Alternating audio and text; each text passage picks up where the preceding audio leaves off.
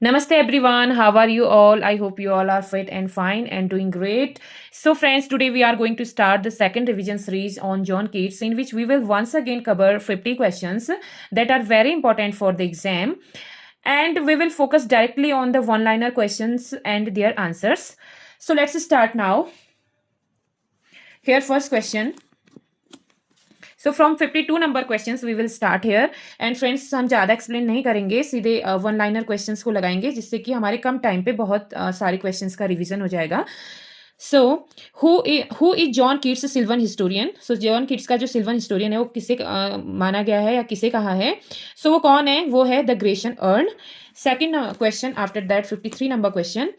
Whom did Keats regard as the prime example of negative capability? Negative capability का prime example John Keats ने किसे माना है? So William Shakespeare. 54 number question. She dwells with beauty, beauty that must die, wrote Keats in one of his odes referring to. So जो friends ये line है, she dwells with beauty, beauty that must die, तो ये John Keats के कौन से work में आई हैं? सो ये जो लाइन्स हैं ये ओड टू मेलनकली की लाइन्स हैं. So here C option is correct. In his Ode to Melancholy stanza third, Keats wrote the above lines referring to melancholy. So ये जो line है ये melancholy ode में ode की third stanza में है.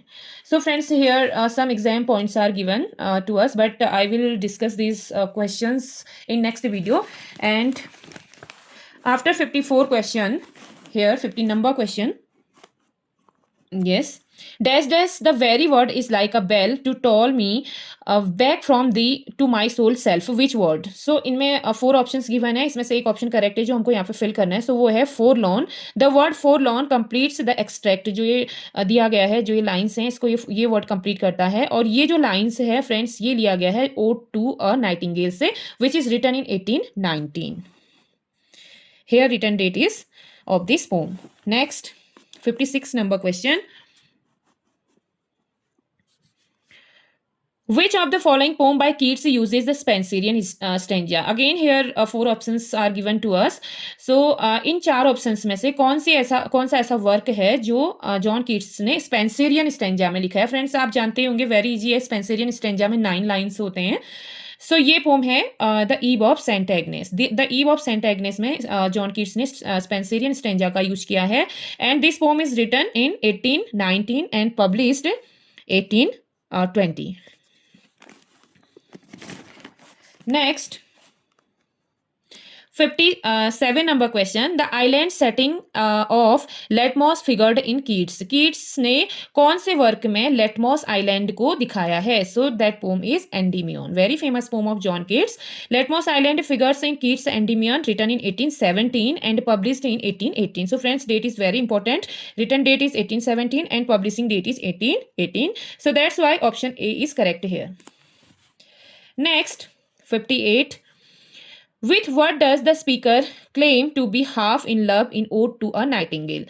So इसका जो आंसर है, the peace that comes with death. ये ऑप्शन इसका सही है. 58 का D option is correct. In his poem Ode to a Nightingale 1820, Keats claimed to be half in love with the peace that comes with death. Hence option D is correct here. Next. One of the most quoted statements on poetry by John Keats is reproduced with blank below. Complete the statements with correct words. So यहाँ पे कुछ space दिया गया है, gap है, ये हमको fill करना है. If poetry dash dash as naturally as the leaves to a tree, it dash dash at all. So if poetry comes not, ये लाइन कीट्स ने दी है. इफ पोइट्री कम्स नॉट, सो यहाँ पे कम्स नॉट आएगा, had better not come, यहाँ पे आएगा it had better not come. इसका मीन्स फ्रेंड्स ये है कि कीट्स कहते थे कि अगर पोइट्री नेचुरली नहीं आती है, मीन्स कि कम्स नॉट, अगर पोइट्री नेचुरल तरीके से नहीं आती है, जैसे कि पेड़ों पे पत्ते आते हैं नेचुरल तरीके से, अगर इस तरीके से पोइट्री नहीं आती तो इससे बढ़िया तो ये है कि it had better not come at all, तो पोइट्री लिखी ही ना जाए. कहने का मीन्स ये है कि हम अपने वर्ड को ना डालें उसमें, वो नेचुरली ही आनी चाहिए, लाइक जैसे पेड़ पे पत्तियां आती हैं. Next, in spite of his transcendental genius, Keats never was nor ever will be a popular poet, said Shelley. Why did Shelley comment so? तो Shelley ने कीट्स के बारे में ये कमेंट क्यों किया है? So here option D is correct answer for that. Keats' poetry is devoid of the revolutionary spirits. Next, 61. John Keats dedicated Endymion to, John Keats ने एंडीम्योन किसे डेडिकेट किया, मीन्स जॉन किट्स ने जो अपना pome है एंडीम्योन वो किसके लिए लिखा है। So the memory of Thomas Chatterton, friends Thomas Chatterton की अर्ली एज में डेथ हो गई थी, बहुत कम एज में डेथ हो गई थी। सो जॉन किट्स ने इनके ऊपर क्या लिखा, एक वर्क लिखा जिसे एंडीम्योन नाम दिया। Endymion is a poem by John Keats, first published in 1818 by Taylor and Hessey, ये आपको याद रखना किसने पब्लिश कराया है, of Fleet Street of London, और ये थॉमस चैटरटन पे लिखा है। Next, Keats addresses the Grecian urn as a Attic shape in his ode on Grecian urn because it was from Greek. So option A is correct here. बाकी इनकी जो return date है, publishing date है, वो पहले previous video में भी मैंने एक्सप्लेन किया हुआ है, सो आप नहीं वो देख ही लिए होंगे। नेक्स्ट है 63, What according to Keats will the urn remain to man when gold age sell this generation waste? So यहाँ पे ये इसका ऑप्शन करेक्ट है बी, फ्रेंड्स के लिए कहा गया है। Again here given just important exam points, इन्हें भी हम नेक्स्ट वीडियो में ही डिस्कस करेंगे। अभी हमको सिर्फ 50 क्वेश्चन लगाने हैं, ये हमारा आज का टारगेट है। सो यहाँ पे 64 नंबर का क्वेश्चन आपको शो हो रहा होगा। The urn in Keats ode on Grecian urn is addresses by which one of the following expression. So 64 number question का आंसर है C, attic shape. 65, the description that does not refer to Keats Grecian urn, इसमें से कौन सा ऐसा description है जो Grecian earn पे सूट नहीं होता है, मीन्स उससे रिलेटेड नहीं है। सिल्वन हिस्टोरियन उसे कहा गया है, एटिक शेप भी कहा गया है, कोल्ड पेस्टोरियल भी कहा गया है, बट अ मिस्टीरियस प्रीस्ट ये गलत है, ये ऑप्शन ग्रेशियन अर्न के लिए सुटेबल नहीं है। So option D is here correct. Then next question, question number 67. Who among the following is known for his Hellenic spirit? So Hellenic spirit के लिए कौन सा पोएट फेमस है? So फ्रेंड्स अभी हम कीट्स के बारे में डिस्कस कर रहे हैं, तो ऑब्वियसली आंसर कीट्स ही होगा, बट एग्जाम टाइम पे ये हमको कंफ्यूज करता है। सो हेलेनिक स्पिरिट के लिए कौन जाने जाते हैं? सो जॉन कीट्स जाने जाते हैं। 68 number question, Heard melodies are sweet but those unheard are sweeter. These lines have been taken from. Means heard melodies जो होती हैं वो sweet होती हैं, but जो unheard होती हैं वो और ज़्यादा sweet होती हैं। So ये किस में कहा गया है? So ये lines, these lines are taken from the poem by John Keats, Ode on a Grecian Urn. So means इसका जो explanation है ये है कि the line heard melodies are sweet but those unheard are sweeter have been taken from Keats' Odes Grecian Urn 1819. Means कि जो सुनी हुई जो मेलोडीज होती हैं वो स्वीट होती हैं, बट जो हमारे जो हमारे मन से जो हमारे मन के विचार होते हैं जिन्हें हम दिल से गाते हैं, सो वो ज़्यादा स्वीट होती हैं। सो ऐसा कीट्स ने कहा है।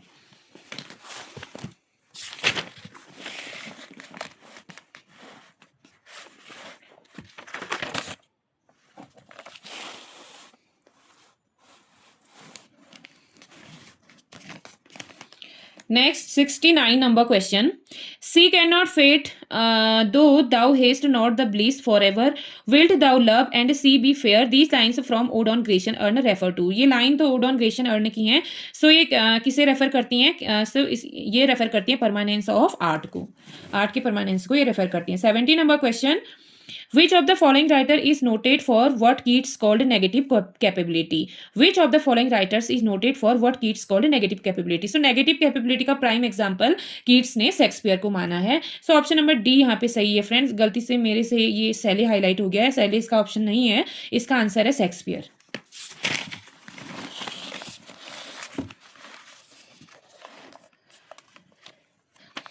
Next question 71. With which of the following poet do we associate the pictorial quality of poetry? So pictorial quality of poetry में जो pictorial quality को दिखाया है उसके लिए इसमें से कौन सा पोएट जाना जाता है? तो ये है Keats. John Keats pictorial quality enable him to depict sensuous joys in excellent manner. Means कि फ्रेंड्स जो जॉन कीट्स थे वो सेंसुअस पोएट थे, मीन्स कि हम उनकी पोइट्री को ना 5 सेंसेस के थ्रू भी फील कर सकते हैं। दैट्स वाई जो कीट्स थे वो सेंसुअस पोएट थे और उनके वर्क में हमको पिक्टोरियल क्वालिटीज भी देखने को मिलती हैं। Next, John Keats died at the age of very easy question 26th साल में ही उनकी डेथ हो गई थी. John Keats died on February 23, 1821. It's believed that he was clutching the hand of his friends Joseph Severn. Joseph Severn उनके friends थे, उनके लैप में ही इनकी डेथ हुई थी. मीन्स उनके जब इनकी डेथ हुई उस समय जोसेफ सेवन उनके साथ थे. At the time of his passing he died of tuberculosis. और दूसरा इंपॉर्टेंट क्वेश्चन फ्रेंड्स, इनकी डेथ जो हुई थी ट्यूबरक्लोसिस की वजह से हुई थी. ही वॉज बॉर्न ऑन 31 अक्टूबर 1795 पे बॉर्न हुए थे एंड 1821 पे उनकी डेथ होगी. सो वो अप्रॉक्स 26 ईयर ही वो रहे थे. आफ्टर दैट उनकी डेथ हो गई थी. He died in the 26th year. So option number D is correct here. 73 number question, John Keats died of. ये ऊपर पे भी मैंने आपको डिस्कस कर दिया है. ये कंज्यूमसन है, टीवी को ही बोलते हैं ये. सो इसके लिए ये वर्ड है कंज्यूमसन. कंज्यूमसन की वजह से इनकी डेथ हुई थी. कंज्यूमसन आए या ट्यूबरक्लोसिस आए, एक ही चीज है. ही डाइड इन रोम. रोम में उनकी डेथ हुई थी 23 February 1821 at the age of 25. 74 number question, the line thou was not born for death immortal bird. जो लाइन है thou was not born for death immortal bird occurs in. So ये John Keats के कौन सी pome में आती हैं? ये आता है ओड टू अ नाइटिंगेल में. Next question 75, the odes of Keats are. So Keats ने कैसे ओट्स लिखे हैं? रेगुलर ओट्स लिखे हैं कीट्स ने. याद रखें, कीट्स ने रेगुलर ओट्स लिखे हैं. देन नेक्स्ट क्वेश्चन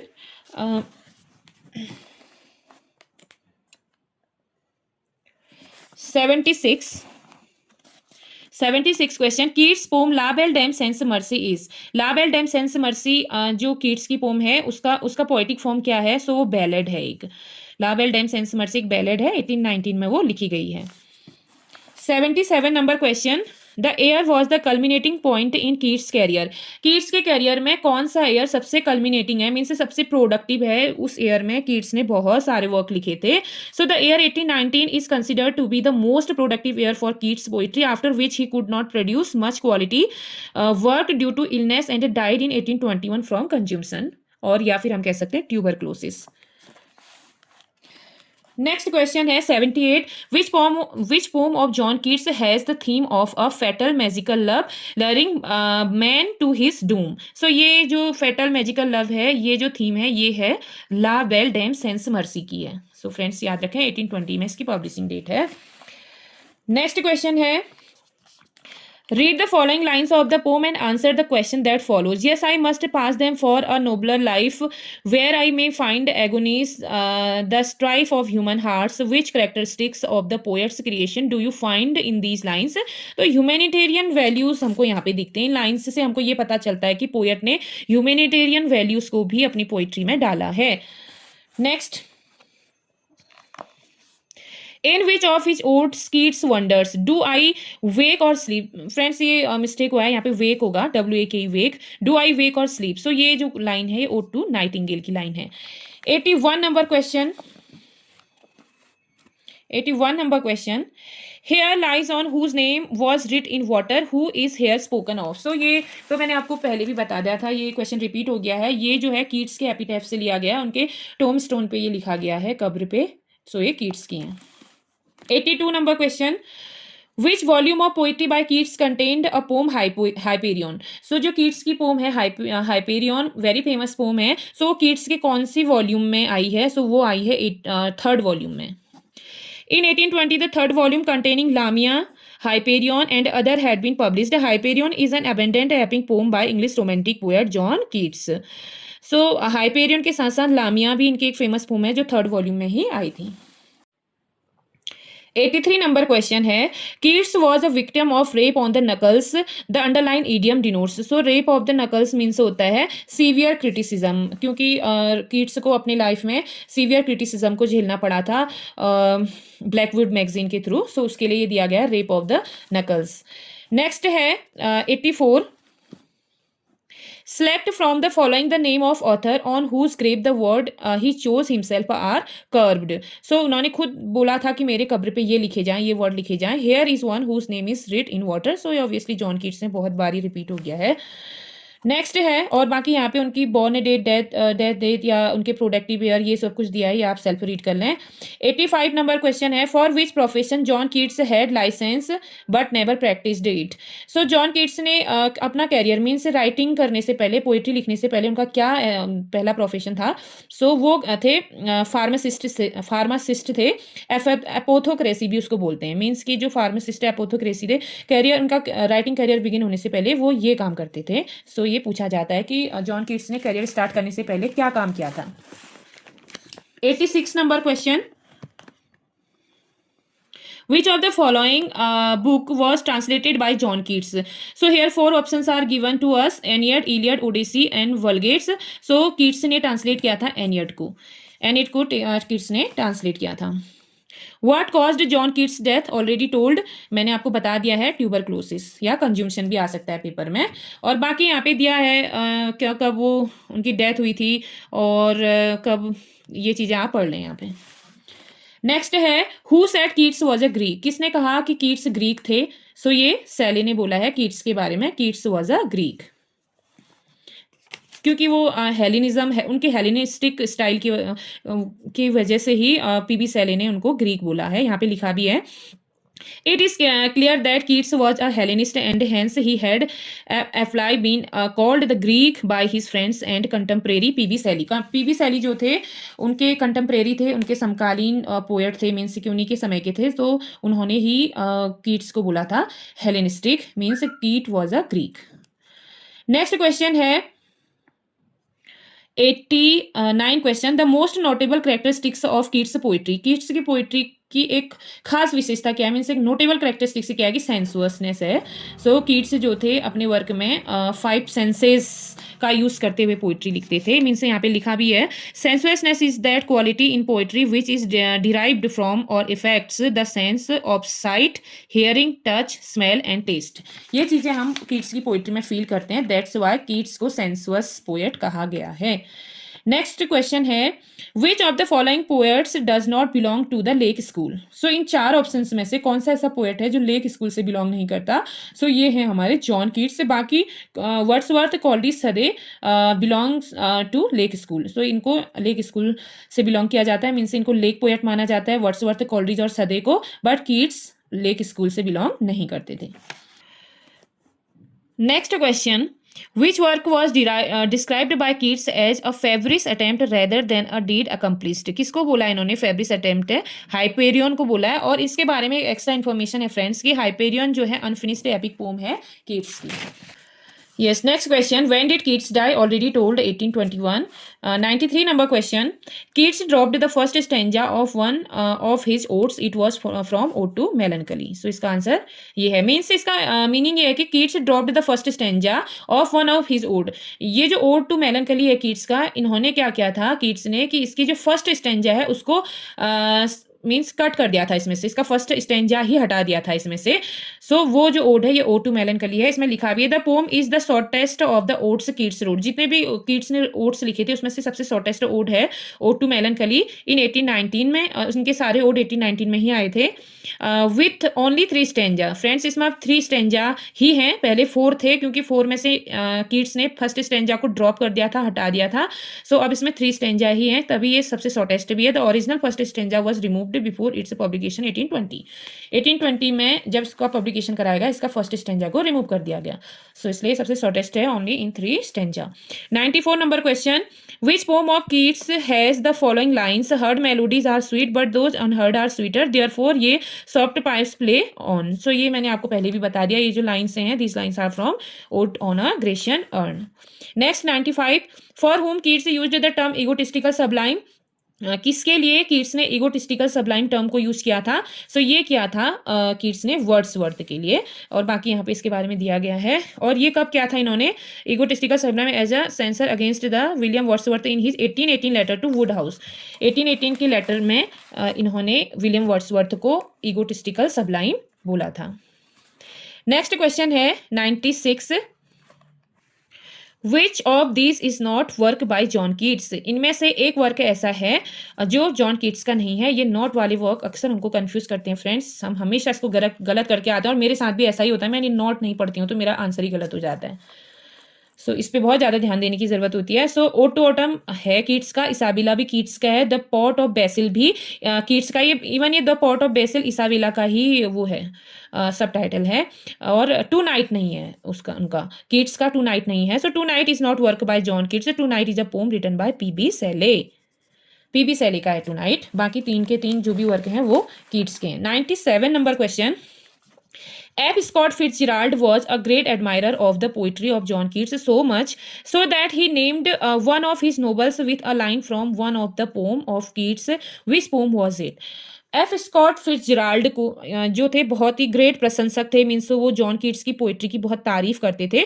सो उन्होंने क्या किया कि so that he named one of his novel, F Scott Fitzgerald ने, जो कि नोबलिस्ट हैं, उन्होंने अपने एक नोबल का नाम with a line from one of the poems of Keats, Keats के पोम के एक लाइन से ही उन्होंने अपने नोबल का नाम लिख डाला। सो वो पोम थी इनकी Ode to a Nightingale. Ode to a Nightingale की एक लाइन लेके एफ स्कॉट फिट्जराल्ड ने अपने नोबल को टाइटल दिया था। तो इसके बारे में हम पढ़ लेते हैं यहाँ पे, ये कौन सा वर्क था इनका। सो ये था friends, tender is the night. Tender is the night 1934 F Scott Fitzgerald's last novel. ये फिट्जराल्ड का लास्ट नोबल है जो 1934 में लिखा गया, और जो ये नाम दिया इन्होंने टेंडर इज द नाइट, ये कीट्स के पोम ओड टू नाइटिंगेल की लाइन है। सो आप देख सकते हैं ये कितने एडमायरर थे कीट्स की कि उनके पोएम की लाइन के नाम से ही नोबल लिख डाला। Next 98 number question. Which is John Keats first form in first poem, इनमें से जॉन कीट्स की फर्स्ट पोम कौन सी, इवन वैसे भी first poem. So on first looking into Chapman's Homer, very very important question, ये भी पूछा जाता है। On first looking into Chapman's Homer's, ये जो है ये कीट्स की फर्स्ट पोम है। On first looking into Chapman's Homer 1816 में लिखी गई है, वह John Keats first poem. This poem is a Petrarchan sonnet, और इसकी जो पोइटिक फॉर्म है ये पेट्रार्कन सोनेट में लिखा गया है, divided into an octave and sestet. Friends जो पेट्रार्कन सोनेट होता है वो ऑक्टेव और सस्टेट में लिखा जाता है। Means octave means 8 line, sestet means 6 line. So 8 and plus 6 add करके होता है 14 लाइन, और सोनेट वैसे भी 14 लाइन्स की ही होती है। सो ऑक्टेव एंड सस्टेट में लिखी गई है, जो कि स्पेशलिटी है पेट्रार्कन सोनेट की, with a rhyme scheme of A B B A C D C. ये राइम स्कीम पूछी जाती है पेट्रार्कन सोनेट की, A B A C D C, ये आप याद कर लें एज इट जैसा लिखा है। फ्रेंड्स लिटरेचर है ये तो याद ही करना पड़ेगा। Endymion by Keats is the story of a young shepherd loved by the moon goddess. Keats took the story from Endymion, जो है Keats के थ्रू लिखी गई एक स्टोरी है जो कि एक यंग शेफर्ड के बारे में है, loved by the moon goddess, जिसे मून गॉडेस क्या करती थी, प्यार करती थी। Keats took the story from, तो Keats ने ये स्टोरी कहाँ से ली है, ये ली गई है ग्रीक माइथोलॉजी से ली गई है ये story, Endymion. Friends, this is our last question in this video. To some of his contemporaries, he appeared as a member of the Cockney School of Poetry. Who is he? To some of his contemporaries, he appeared as a member of the Cockney School of Poetry. Who is Keats belonged to what he decisively called the Cockney School of Poetry. Keats को Cockney School of Poetry कहा गया, ये हो गया। So friends, with this our second revision series on John Keats is completed here, and we will do 50 questions in next video, means part third of John Keats. So आज के लिए बस इतना ही, bye bye, take care, thanks for watching my video and keep supporting, thank you, we will meet soon.